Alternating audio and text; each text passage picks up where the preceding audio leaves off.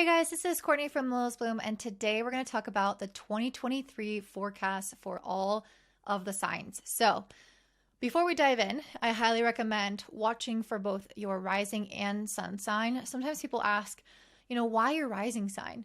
And this is because it will determine the house placements. However, over the years, I've also been watching for my sun sign, and this has always been really relevant as well. So, I highly recommend that.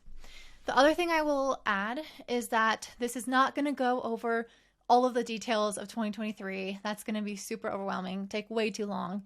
So today we're really just going to cover these larger kind of cycles and transits happening that will affect you on a soul level, that will kind of direct where your life is going, but maybe not each and every specific event. That's more so what I'll be doing in the moon forecasts. If you guys are interested in learning about what all of the transits are, all of the transits that I would look at that are important for 2023, I created a whole Notion template that you can purchase down below. And I've listed next to each and every transit kind of the energy of what you can expect. So if you want to, for example, choose a really good time to go on a date or to launch something for your business, and you can't really afford to have a full-on reading with me, and you don't really know what the energies are going to be like coming up for your planning for your months ahead, then I highly recommend checking that out. It took me a super long time to create. I went through hand by hand, day by day on the calendar and also on my astrology app, looking at the chart to see what the energy was that day, the major transits, and what we might feel. So I highly recommend taking advantage of that. I'm going to have it at a really, really reasonable price just so that everyone can get their hands on it and know what to expect. And I also included charts for every new and full moon, so you can see all of the aspects themselves. And then you can also kind of follow along with me when I do my weekly forecast with the new and full moons. You'll be able to pull up the chart beforehand, maybe make some predictions if you're learning astrology.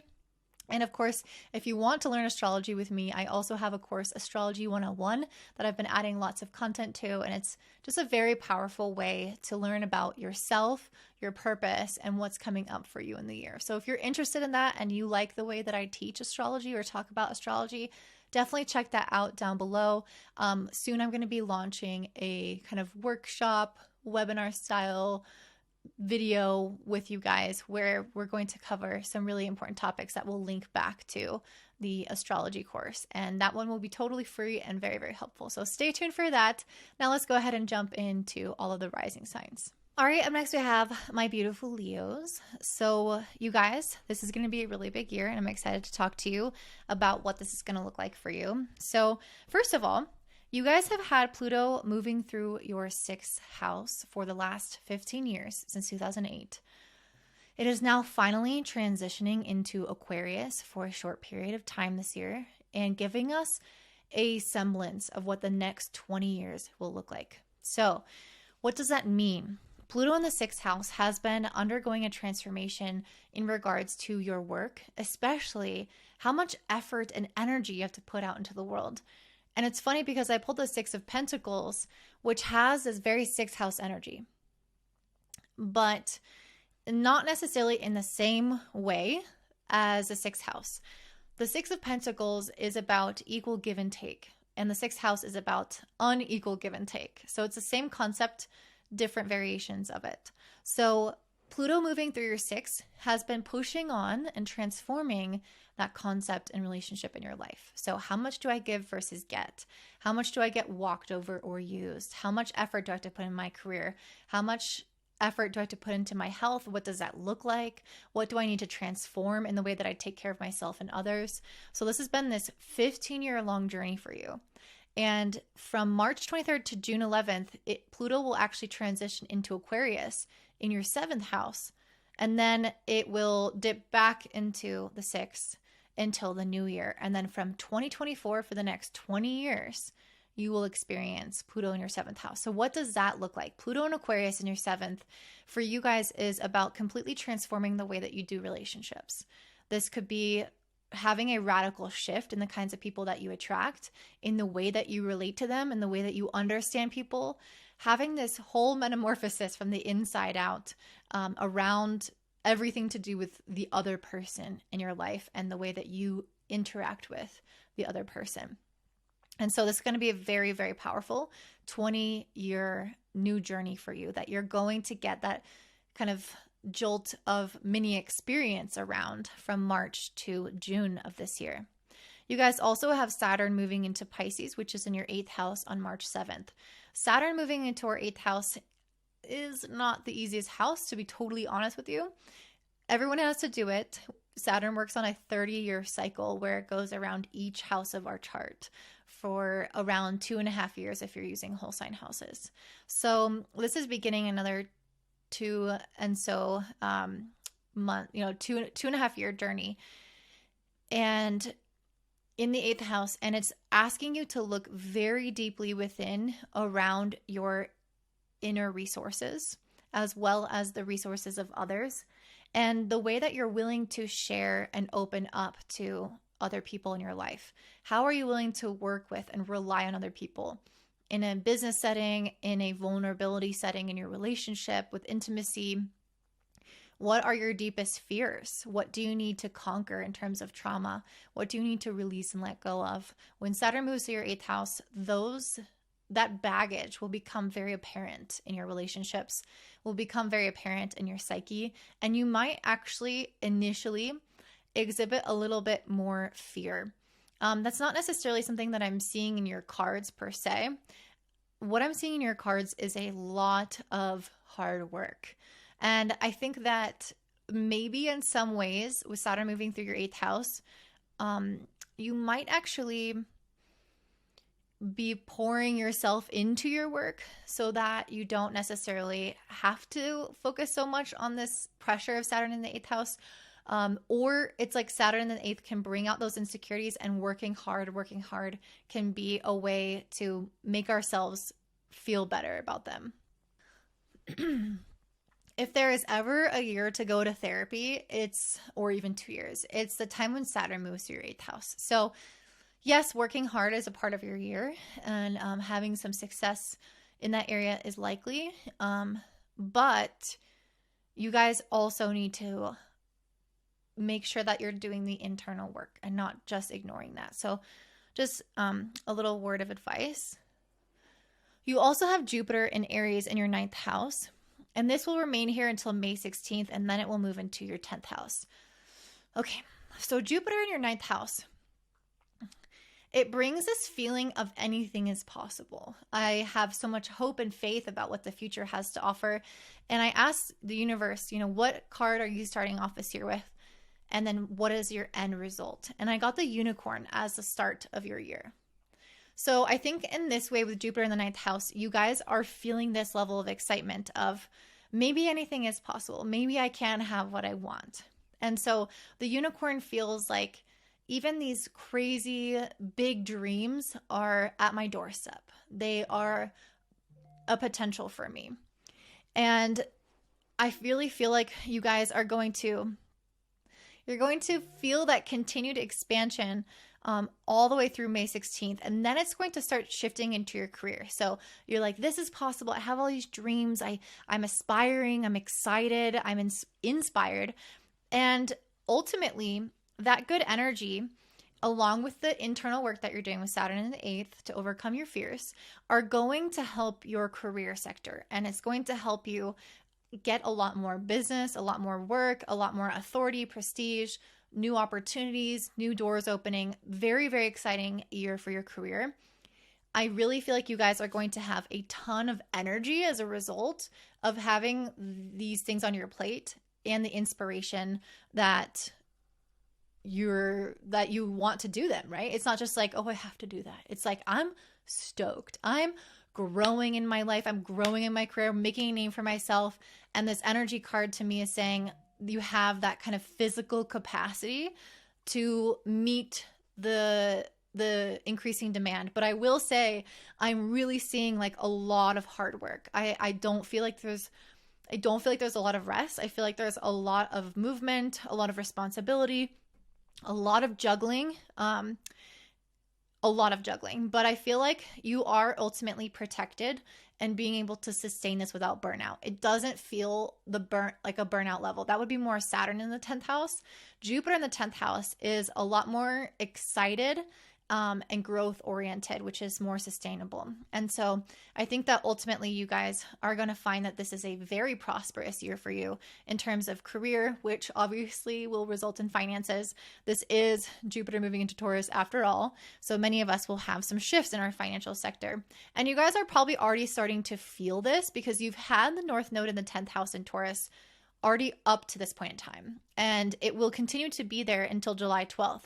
So this faded kind of events around career, these faded events around your next big steps in the world and what you're meant to do in terms of legacy or impact or your goals, those have already been into play. Those are things that have kind of been just right in front of you that have been, especially with eclipses, which are activating the North Node in the 10th, you're really feeling them like, okay, this is what I'm meant to do. This is the next big break. And then when Jupiter finally moves into there on May 16th, you're really going to feel that double down of kind of divine fated destiny of you hitting your stride this year in particular. Then on July 12th, the nodes will finally shift into Aries and Libra, which is your 9th and 3rd house. So this is a time in which the South Node of the 3rd house, again, you may feel really busy. So the North Node in the 9th house is going to ask you to grow in your awareness of perspective so that you are not just caught up in the mundane of what's going on. You don't want to be so kind of head down in the work that you lose the idea of why you're doing what you're doing, what the mission is, what the drive is, what the impact you want in your life is. And that is the danger with the South Node of the 3rd house. We can become so focused on our next to do that we lose sight of ourselves. We lose sight of our why. We lose sight of who we're helping in this process and why we're even alive. So please come back to this again and again after July 12th. And reconstruct that mission, because the North Node being here is going to help you shift and challenge your beliefs to understand your bigger integrated purpose in this world. Okay, I'm going to get back into the astrology, but I wanted to talk a little bit more about some of these cards. So let's talk about, there's so many. Okay, I did want to mention this, these 3 cards at the top, which were Page of Wands, 9 of Wands, and Page of Cups. So I feel like this is saying that you guys are getting this kind of inspired opportunity with the Page of Wands, something that you're really stoked on that feels really creative. And then with the 9 of Wands, you are going all in on this activity. You are staying up late, you are working overtime, whatever this exciting situation is, you are basically running your battery empty a little bit, to be honest. But at the same time, with the Page of Cups, it's saying that it's really filling you up emotionally. And these are both pages which are cards of inspiration. So it doesn't necessarily mean that what you are working on is even in its full bloom. It really is just saying that it's starting to ignite and create something within you that has the potential to grow and grow long term. So the effort that you're putting in now, it feels like it's not only fulfilling you emotionally, but that it has the potential to do that and sustain you in a big way long term. So this is just the beginning, is what I'm trying to say for you guys. This is just the door opening and you walking through and realizing how many opportunities are waiting for you on the other side, which is very, very exciting. And then the other cards that I pulled were Beaver, Octopus, and Tiger. And I almost feel like this tiger is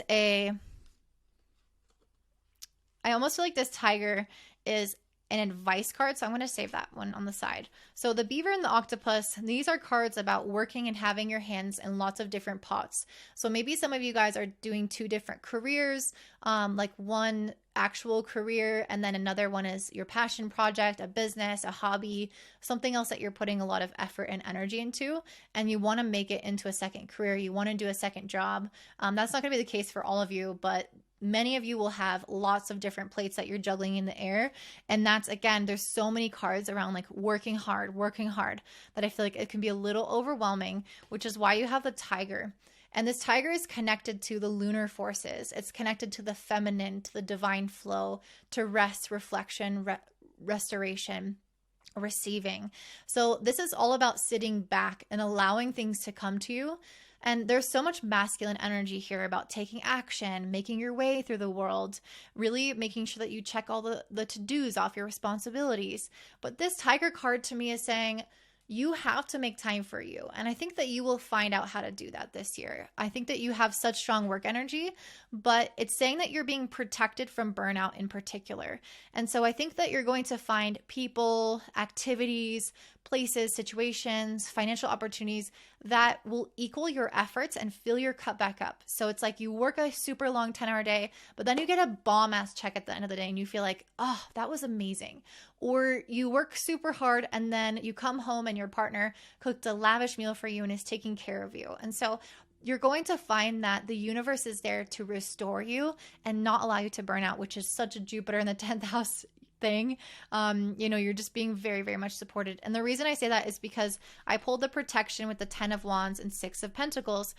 And protection, I was like, I need clarity. What are you being protected from? And then the 10 of Wands came out. So 10 of Wands is a burnout card. So you are quite literally being prevented from burning out by being sustained with the 6 of Pentacles by equal opportunities to the effort you put in. So this is equal give and take, equal, basically being able to receive what you're putting out.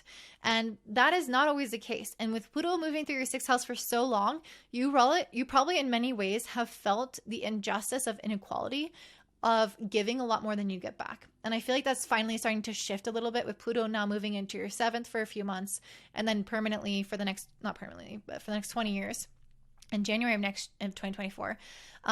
In many ways, I think you guys are going to reestablish a relationship with balance and equality, which is the 7th house. This is about contracts, marriage. What's for me is for you. Let's create a real balance and equal partnership. And I think with Pluto moving through your 6th, you haven't always had that. You've kind of been used and abused in some ways. And I think you can think of a number of areas of your life where that's happened. So this year is about that really turning on its head, you working really hard, but getting equally what you give. And so that is going to help sustain you. Okay.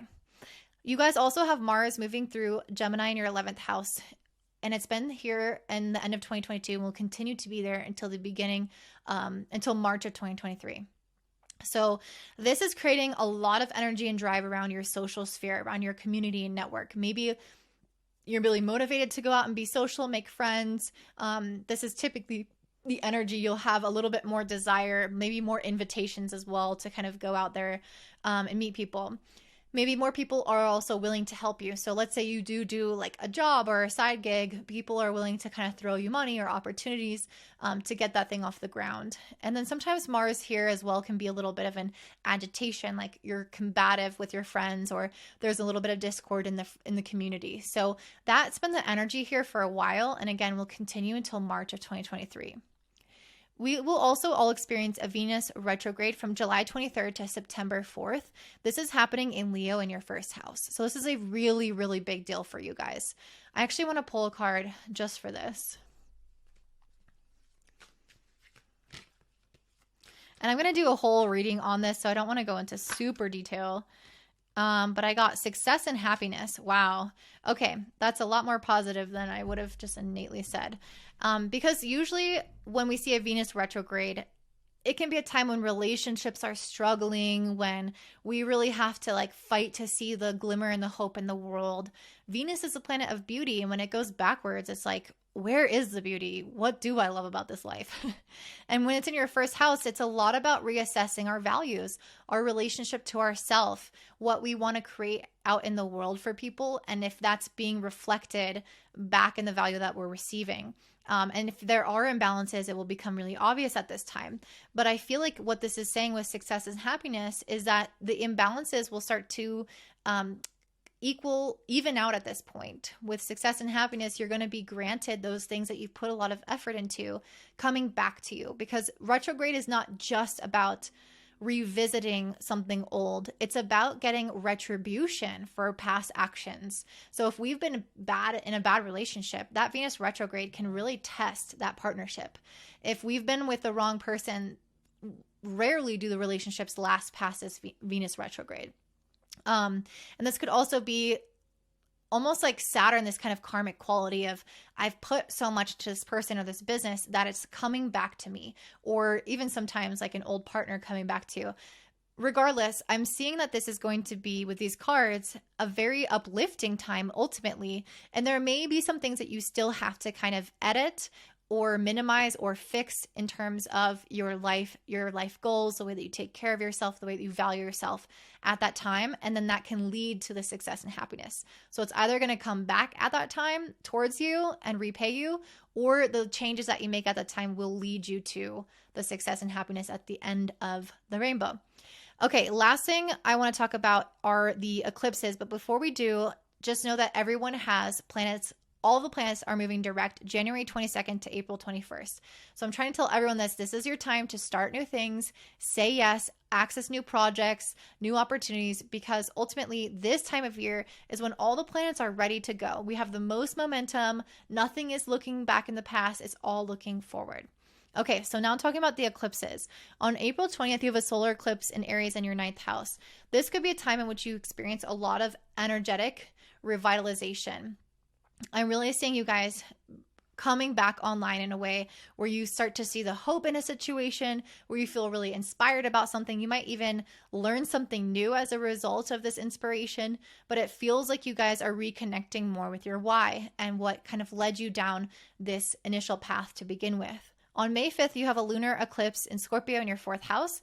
This could indicate some big changes within the home area. You are likely leaving one phase of your living situation and moving on into another, or leaving one phase of your family and your ancestral lineage and changing into another, or something around your emotional well-being can have this huge turnover and realization and shedding, where you are kind of no longer clinging on to the old, but you're willing to release it and step into a lighter, better future.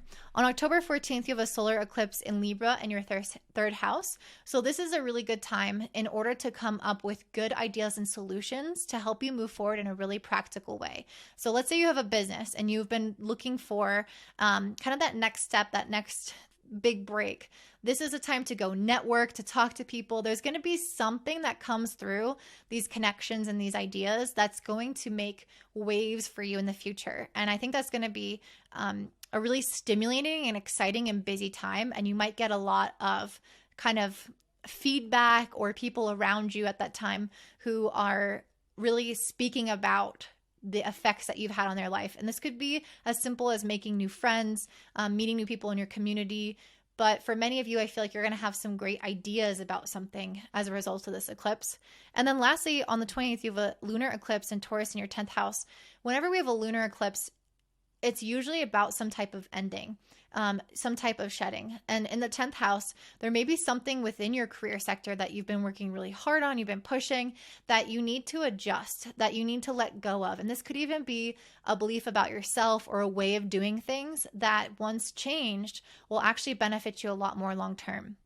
So that's essentially what I'm seeing for you guys. I hope that is helpful for you. Definitely check back on this throughout the year. If you guys want an astrology reading from me, check me out at lilsboom.com. You can also learn astrology from me there. I have my own course if you want to study on your own. And I'm also going to potentially, I think, run a live cohort next year if you're interested in that. So definitely check that out in the description box down below to see when I will be running that, because spots will definitely be limited because we'll be meeting together and getting live help from me. And then lastly, if you want to learn about what all of the transits are this next year and you want to see the energy listed out for them, so like a breakthrough day, a love day, a happy day, then check out my Notion template down below. I hope you guys have a great one. Bye.